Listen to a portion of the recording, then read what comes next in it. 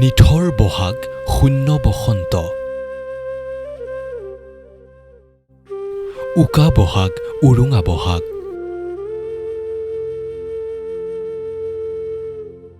বহাগৰ উৎসাহৰ মাজতো খালী হৈ আছে অসমীয়াৰ প্ৰাণ।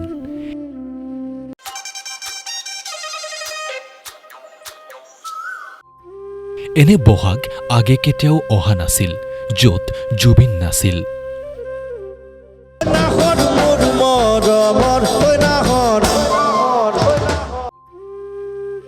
আজি চৌপাশে কেৱল এটাই চৰ্চা, জুবিনবিহীন বহাগ।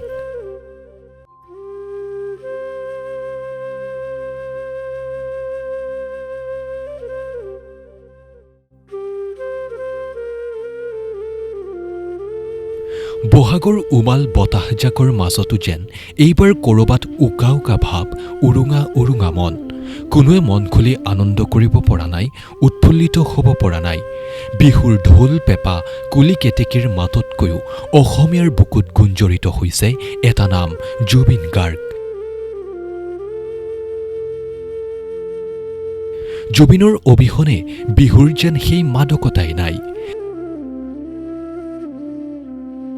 তেওঁৰ গানবোৰ অসমীয়াৰ আৱেগ। তেওঁৰ কণ্ঠ আৰু উপস্থিতিৰ যি উন্মাদনা, সেয়া উপভোগ কৰিবলৈ দূৰ দূৰণিৰ পৰা হাজাৰ হাজাৰ দৰ্শকৰ সমাগম ঘটিছিল।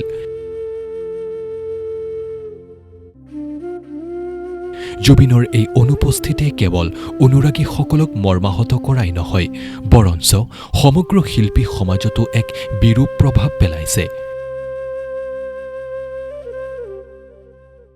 বিহুৰ দিনাই চকুলোৰে বাট নেদেখা হৈছে প্ৰিয়তমা গৰিমাই। কান্দি কান্দি জুবিনৰ চিতাৰ কাষত প্ৰিয়জনক বিচাৰি পোৱাৰ চেষ্টা।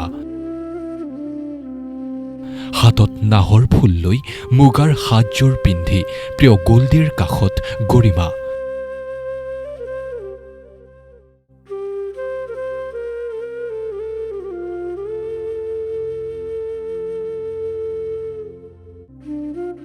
বিহুৰ দিনা জুবিনক অকলশৰীয়া নকৰিলে তেওঁৰ বন্ধুবৰ্গয়ো।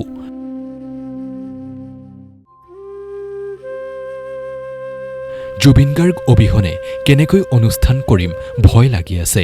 জুবিন ক্ষেত্ৰত উপস্থিত হৈ আৱেগিক ৰাজা বৰুৱা।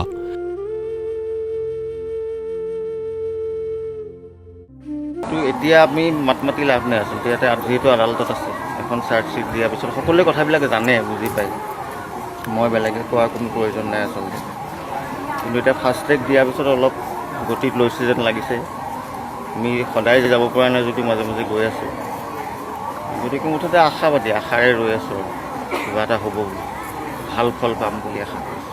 শ্যামকানু মহন্তই বেল এপ্লাই কৰি আকৌ কৰিলে, বেল এপ্লাইটো কৰিবই, কিন্তু পোৱাটোহে ডাঙৰ কথা। আৰু পাই পেলাই কি কৰিব সেইটোও এটা ডাঙৰ কথা।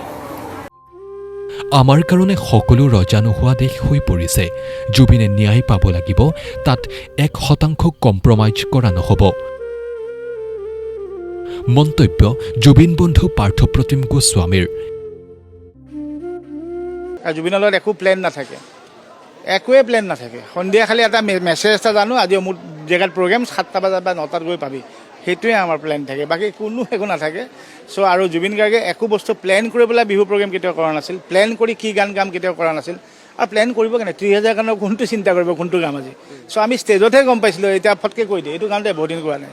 চ' আমাৰ কাৰণে বিহুটো এটা খুব ফূৰ্তি আছিল। তাৰমানে কেতিয়াও আমি কাৰণে সেইটো এটা মানে প্ৰগ্ৰেম আছে, কালি অমুক আছে, এইটো কেতিয়াও ভবা নাছিলোঁ। আৰু বিশেষকৈ নাভাবা কথাটো কি আছে জানা নাই, মানুহে জুবিন গাৰ্গ ষ্টেজত থিয় হোৱাটোৱে বিচাৰে। পিছফালে কোনে কি বজাইছে, কি জুবিন গাৰ্গে গাইছে, সেই চব লৈ মতলব নাই। জুবিন দা আমাৰ গাঁৱত আহিল, bus that was the main উদ্দেশ্য আছিল কমিটিখিনিৰ। আমি জুবিন দা আহিল আমাৰ তাত। কিছুমান এনেকুৱা কমিটি পাই যোনে কৈছে পাহাৰদা আমি বুঢ়া হৈ গ'লোঁ, 35 বছৰৰ পৰা চেষ্টা দি আছিলোঁ, এইবাৰ কিন্তু আমাৰ সফল জুবিন দা আমাৰ গাঁৱত আমি আনিলোঁ, এতিয়া শান্তিত মৰিব পাৰিম। আৰু মানুহখিনি এনেকুৱা মানুহ পাইছোঁ।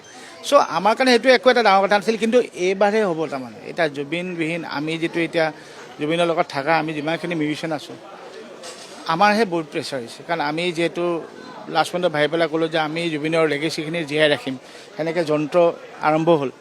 চ' যন্ত্ৰৰ যাত্ৰা বিহু হ'ব বিনা জুবিন। চ' আমাৰ বহুত এতিয়া প্ৰেছাৰ আছে, আমাৰ ওপৰত বহুত গোটেই অসমৰ মানুহে আমাক চাই আছে, অসমৰ মানুহৰ আশীৰ্বাদ আছে। চ' এতিয়া এইটো আমাৰ ডিউটি কেনেকৈ আমি সেনেকৈ ধুনীয়াকৈ আমি মানুহখিনিক অলপ হ'লেও যে সেই জুবিনৰ মেমৰিখিনি ষ্টেজত আছিল দিব পাৰোঁ, সেইটো কাৰণে আশীৰ্বাদ বিচাৰিছোঁ। সেইকাৰণে আজি ইয়াতেও আশীৰ্বাদ ল'বই অহা নিচিনা, আৰু ৰাইজে আমাক আশীৰ্বাদ কৰিব। আমি যেন চবে যেনেকৈ পাৰোঁ, যিমান পাৰোঁ অলপ হ'লেও জুবিনৰ লেগেচিখিনি, জুবিনৰ ভালপোৱা কামখিনি যেন আমি আগুৱাই নিওঁ। আমাৰ কাৰণে এনেকুৱা হৈছে ৰজা নোহোৱা দেশ, ৰজাই নাই তো মানে সেইকাৰণে মানুহখিনি। কিন্তু মই কওঁ জুবিন আমাৰ লগত সদায় জীয়াই আছে, জীয়াই থাকিব। আৰু জুবিনে সদায় এটা কথা কৈ আছিল, লাইফ শ্বুড গো অন। দুখ কৰিলে জুবিনে বেয়া পাব, জুবিনে দুখ কৰাটো ভাল নাপায়। সি কয় লাইফটো গৈ থাকিব লাগিব, জীৱন চলি থাকিব লাগিব, লাইফ গৈ থাকিব লাগিব।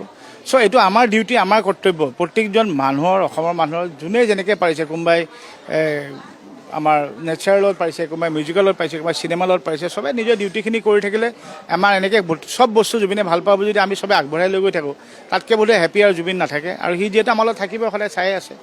চ' কিন্তু ডেফিনেটলি এবাৰ যিহেতু প্ৰথম আমি এইবাৰৰ বিহু যিটো নতুন বছৰ, সদায় ৰখি থাকে জুবিনদাৰ ক'ত, জুবিনদাৰ প্ৰগ্ৰেম ক'ত, জুবিনদাৰ প্ৰগ্ৰেম ক'ত। চ' মানে এতিয়া বস্তুটো এনেকুৱা হৈছে যে মই কৈছোঁ ৰজাবিহীন দেশ এখন।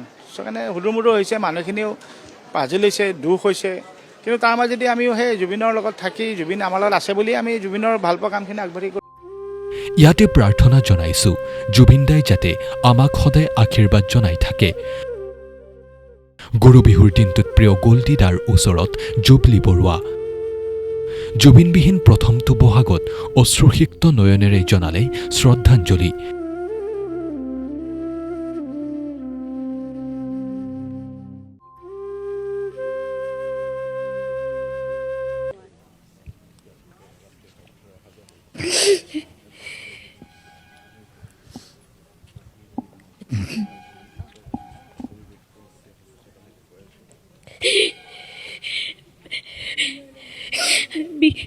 ক'ব নোৱাৰোঁ। জুবিনদাৰ আগত এটাই প্ৰাৰ্থনা জনাইছোঁ, সদায় যাতে গোটেই অসমখনক, আমাক সকলোকে যাতে আশীৰ্বাদ কৰি থাকে আৰু চাই থাকে, আৰু আমাক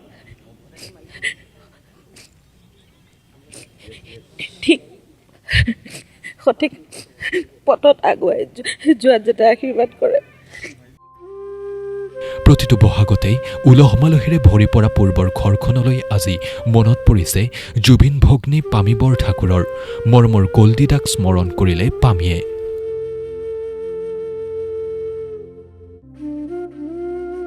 স্বাস্থ্য তেওঁৰ দুৰ্বল, যিহেতু তেওঁ খাবও নোৱাৰে ভালকৈ, শুবও নোৱাৰে ভালকৈ। সেইটো কাৰণে এটা যোৱা 7 মাহে তেওঁ ভালকৈ শুবও পৰা নাই, খাবও পৰা নাই। গতিকে এই লং ডিউৰেশ্যনটোত তেওঁ যথেষ্ট শৰীৰটো দুৰ্বল হৈ পৰিছে। সেইটো কাৰণে মাজে মাজে আমি হস্পিটেল নিবলগীয়া হয়, কাৰণ একদম দুৰ্বল হৈ যায়। তাৰপিছত আকৌ অকণমান সুস্থ হোৱাৰ পিছত তেওঁ আকৌ কামত যিমানখিনি পাৰে কামত আকৌ ইনভলভ হৈ যায়, আকৌ সুস্থ হয়। সেই প্ৰচেছটো চলি আছে। মই ভাবিছোঁ আমি যেতিয়ালৈকে এটা ন্যায় প্ৰতিষ্ঠা নহয়, এটা ক্ল'জাৰ নাপাওঁ, তেতিয়ালৈকে এই বস্তুটোৰ পৰা চাগে আমি এই এক্সপিৰিয়েঞ্চ কৰিয়ে থাকিম চাগে, এইটো হৈয়ে থাকিব। কাৰণ মনৰ শান্তিটো এতিয়ালৈকে পোৱা নাই। এনেই আমাৰ প্ৰতিটো বহাগত আজিৰ দিনটোত ঘৰখনত বহুত উলহ মালহ থাকে, কাৰণ 15 তাৰিখৰ পৰা সদায় প্ৰগ্ৰেম আৰম্ভ হয়। গতিকে দাদা বহু ব্যস্ত থাকে, কি পিন্ধিব কি নিপিন্ধিব, কেতিয়া প্ৰগ্ৰেম, আমি এইবোৰ কথা পাতোঁ। মই গুৱাহাটীত বেছিকেলি এটা প্ৰগ্ৰেম এটেণ্ড কৰোঁ সদায়, যিহেতু চাকৰি আছে, মই চব যাব নোৱাৰোঁ।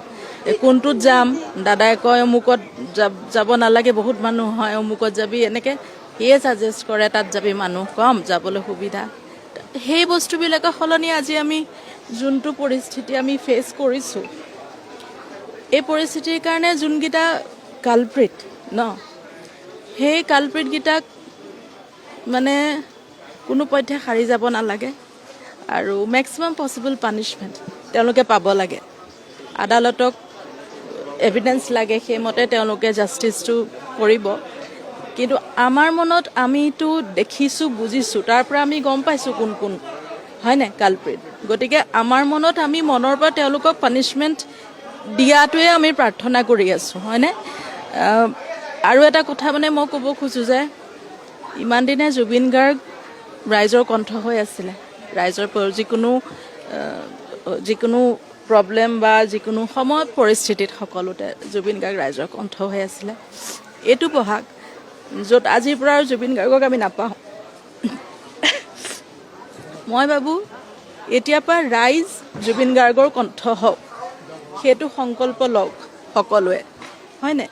চ' ৰাইজ জুবিন গাৰ্গৰ কণ্ঠ হওক আজিৰ পৰা, এতিয়াৰ পৰা।